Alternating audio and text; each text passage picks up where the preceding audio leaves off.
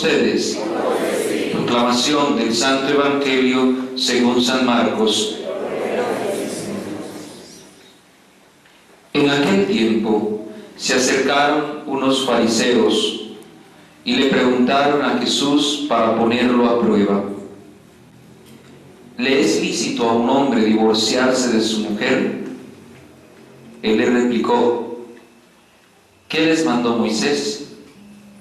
Contestaron: Moisés permitió escribir el acta de divorcio y repudiarla. Jesús les dijo: Moisés dejó eso escrito, este precepto, por lo duro de corazón que son ustedes. Al principio de la creación Dios los creó hombre y mujer. Por eso dejará el hombre a su padre y a su madre, y se unirá a su mujer, y serán los dos una sola carne. De modo que ya no son dos, sino una sola carne. Lo que Dios ha unido, que no lo separe el hombre. En casa los discípulos se volvieron a preguntarle sobre lo mismo. Él les dijo: si uno se divorcia de su mujer y se casa con otra, comete adulterio contra la primera. Y si ella se divorcia de su marido y se casa con otro, comete adulterio. Le acercaban los niños para que los tocara, pero los discípulos los regañaban. Jesús, viendo esto, se enojó y les dijo: dejen que los niños vengan a mí, no se lo impidan, porque el reino de Dios pertenece a los que son como ellos. Les aseguro que el que no reciba el reino de Dios como a un niño, no entrará en él. Y tomaba en sus brazos a los niños y los bendecía poniéndole las manos sobre ellos. Palabra del Señor. Gloria a ti, Señor Jesús. Siéntense. La palabra de Dios en este día puede llenarnos de mucha alegría, porque es la certeza que tenemos de que este Dios que nos ama, de que este Dios que nosotros amamos, Él nos ha creado. Y nos ha creado de una manera extraordinaria.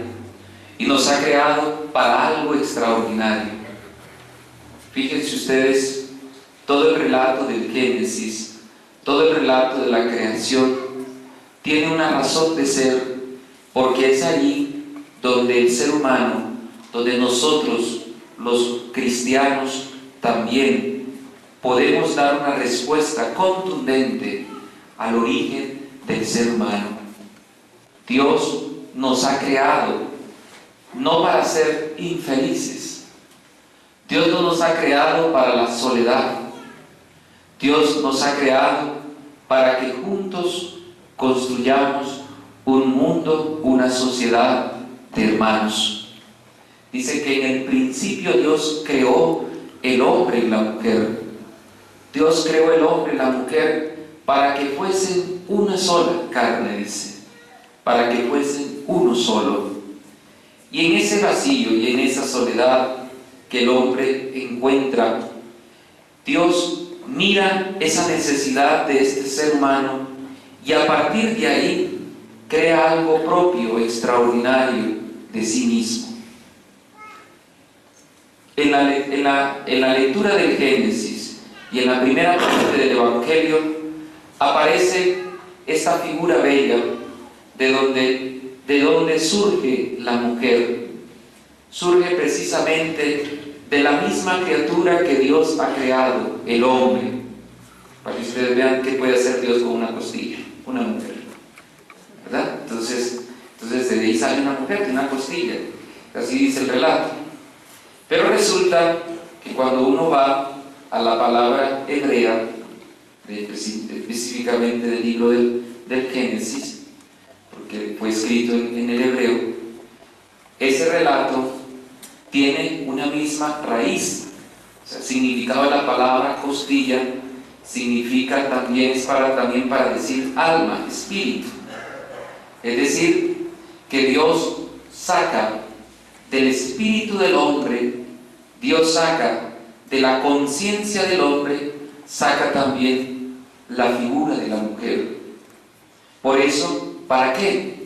¿Para qué? Para que el hombre tome conciencia de que no le ha dado nada mínimo. Es decir, para que el hombre sepa que la mujer que está a su alrededor es parte de su ser, es de su ser, y por lo tanto la respeta, por lo tanto la ama, por lo tanto la cuida. ¿Por qué?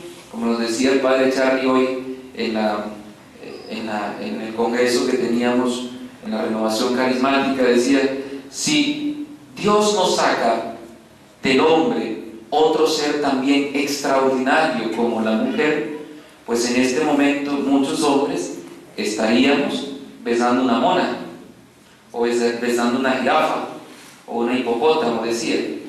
¿Por qué? Porque ustedes ven el relato, dice que Dios le puso a los animales de frente, para que los nombrara, para que los mandara, pero sin embargo el hombre estaba solo, no podía comunicarse, no podía relacionarse. Y para poder relacionarnos debemos nosotros tener conciencia de que hay un ser semejante a mí, a mi alrededor o a mi lado, un ser que también es extraordinario. Dios nos hace y nos crea de una manera diferente, y ahí es ahí donde nosotros debemos saber también que el otro ser humano, por mucho que haya salido del vientre materno, que haya bebido de la misma leche, por mucho que se hayan criado juntos, que hayan vivido en el mismo vientre, siempre van a ser distintos, siempre van a ser diferentes. Y eso es lo que hace rica la vivencia dentro de un hogar, dentro de una familia, que todos los miembros, que todos los que forman parte del hogar son distintos. Y cuando llegan los problemas a esa familia, a ese hogar, por el hecho de pensar distinto, por el hecho de ser diferentes, pues hay diferentes soluciones, hay diferentes maneras de abordar los problemas. Pero ¿cuál es el problema? El problema lo da hoy el Evangelio. Jesús dice, Moisés dejó, cuando le preguntan a Jesús si es posible divorciarse, separarse de la mujer, Jesús les remite a la ley a ellos. Ellos saben muy bien que la ley no les permite a ellos, no les permite. En el Evangelio de San Mateo dice la pregunta que le hacen a Jesús, ¿es lícito separarse de la mujer por cualquier motivo? Entonces ellos saben muy bien que no es por cualquier motivo a quien le van a dar un acta de repudio, sino que la ley le da fundamento, le da aviso a lo que Dios ha creado. Y Dios ha creado una comunión, Dios ha creado una unidad. Mis queridos hermanos, ¿qué es lo que puede dañar esa comunión? ¿Qué es lo que puede dañar esa comunión? En el texto dice terquedad. ¿No? Los textos de ustedes ven el Evangelio, dicen Moisés escribió eso por lo terco que ustedes son, pero la palabra original es por lo duro de corazón, por lo duro. La palabra terco significa cerrado. Y normalmente entendemos que lo cerrado, lo que es cerrado, pues también es duro, es impermeable. Entonces, cuando habla, si nosotros decimos los tercos de corazón, ¿verdad? Lo que pasa es que para nosotros, en el mundo occidental, un terco solamente lo remite a uno a alguien que es cerrado de cabeza, que piensa solo para sí, que es egoísta, que piensa que todo lo que él dice es verdad, que no tiene otras posibilidades. El terco es aquel que cierra las posibilidades. Ese es el terco. En el mundo judío, en el mundo oriental, de donde Jesús es, los tercos son los duros de corazón, porque el corazón era el lugar de los pensamientos, es el lugar de los pensamientos. Para un oriental es en el corazón como uno piensa, es desde ahí del corazón que uno toma decisiones, es en el corazón donde entra la sabiduría. Por lo tanto, cuando usted lee el texto original, dice que son duros de corazón, cerrados de corazón, tercos de corazón. La terquedad, ¿a qué nos lleva? A cerrar todas las posibilidades, a cerrarlas.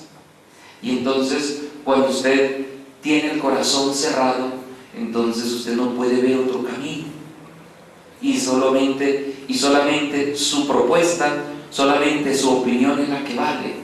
Y normalmente, una persona con corazón cerrado, una persona con corazón duro, normalmente esa opinión o esa solución que propone ante los problemas, normalmente no funciona. No funciona.